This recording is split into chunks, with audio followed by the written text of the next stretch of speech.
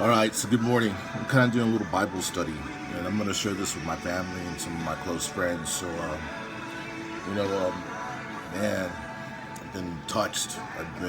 God's been speaking to me, and right now we're going to talk about Mark 5, starting on 21. It's where Jesus heals in response to faith.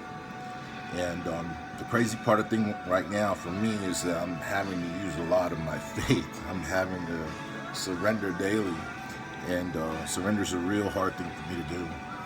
I'm not gonna lie, it's it's really hard to do. I want to be in control, and when I try to be in control of things, there's just a lot of chaos, just a lot of madness, a lot of bitterness, a lot of it's nothing. Like I'm sitting there trying to create something out of my own sheer will. You see, when I got saved, it's been a while now, a few years back, there was chaos in my life. I was living I was living in a different world. And, there was I got a Bible and I started leading to God, because life wasn't making sense to me. There are a lot of things that didn't make sense to me. The reason it didn't make sense to me because I had a void in my heart. I always felt hungry, and not literally because I'm big, but I felt hungry all the time. Like there was a thirst I could never end. I've done it all. We've partied like rock stars. We've done all sorts of madness, but in the same thing, I've always woke up unsatisfied. So this is one passage, one scripture that really just opened up my eyes when I started following God. About 9 years now, I want to say. I was 38 years old. Okay, 8 years now, because I'm 46. So here it goes. Jesus got into the boat again and went back to the other side of the lake, where a large crowd gathered around him on the shore. Then a leader of a local synagogue, whose name Jairus, arrived.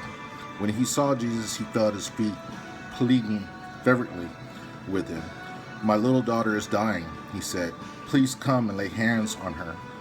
Heal her so she can live." Jesus went with him, and all the people followed in the crowd around him. And a woman in a crowd had suffered for 12 years with constant bleeding. She had suffered a great deal from many doctors, and over the years she had spent everything she had to pay them. But she's gotten no better. In fact, she has gotten worse. She had heard about Jesus, so she came up behind him through the crowd, like this lady who's bleeding. She's anemic. Has no will, no power, because it's been taken from her. Through the crowd, trying to get through people to get to Jesus. So keep that in mind.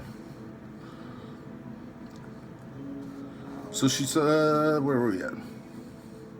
She had heard about Jesus, so she came up behind him through the crowd, touched his robe. She thought to herself, if I can just touch his robe, I will be healed. And immediately the bleeding would stop. And she could feel her body that she had been healed from her terrible condition. Jesus realized at once that the healing power had gone out of him. So he turned around in the crowd and asked, "Who touched my robe?" His disciples said to him, "Look at this crowd pressing around you. How can you ask who touched me?" But he kept on looking around to see who had done it. Then a frightened woman, trembling at the realization of what had happened to her, came and fell to her knees in front of him and told him what she had done. And he had said to her, "Daughter, your faith has made you well. Go in peace, and your suffering is over." Man, love that. That was one of the first scriptures, I think. Well, not maybe one of the first scriptures, but that was the one that just really took my heart. Because for some, that's a lot of us right now, man. And just because you've gotten saved, or to the extent that, you recognize that God as your Christ Lord, you've gotten baptized, and it doesn't mean the battle stops. It just means that you got to remember that all you got to do is just surrender, reach out to him, just be in faith and know that he's got you. There's something greater. There's always been something greater. So that's the reason I choose not to live with bullcrap in my life. I choose not to inherit everybody's drama, man. Because I know I can give it to something greater, to someone greater, which is my Lord in Christ. And He'll take care of it, man. Maybe not when I want it, because I remember there was a time where I didn't like certain people, and I told Him, Lord, strike them dead right now. Send that bolt of lightning right now, Lord. And now I find myself praying for them. So, you know, we all go through pain, we all go through struggles, we all go through hurt. But I promise you, committing to your life to the Lord, surrender daily is the way to go. Anyway, I just hope this inspires somebody. I don't know where this is going to go. It might just go to one person. At the end of the day, that's all it takes is just one person. Anyway, I love y'all guys. I'm praying for y'all. I don't know who this is going out to. Anyway, God bless you. It's Monday, man. Hopefully this inspires somebody. Because your faith today, faith the size of a mustard seed, man. My hand's too big for that. But anyway, mustard seed can go a long way, man. Because once you plant it, it blooms. And it blooms the largest. Anyway, love y'all. God bless.